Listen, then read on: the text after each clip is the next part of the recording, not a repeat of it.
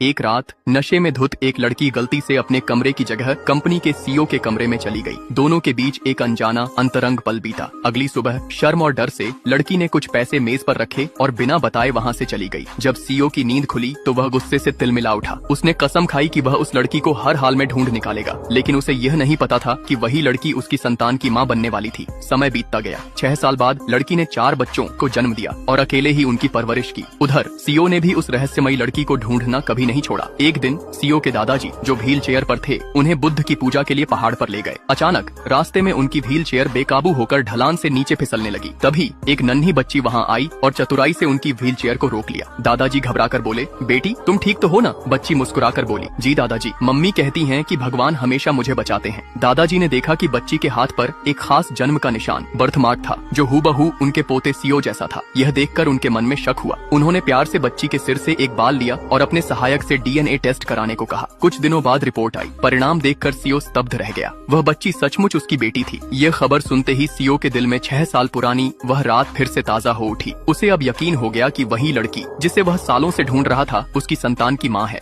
दादाजी खुशी से बोले, अब देर मत कर, अपनी बेटी को घर ले आओ। लेकिन सीईओ ये नहीं जानता था कि वह महिला सिर्फ उसकी बेटी की नहीं, बल्कि उसके 4 बच्चों की मां है।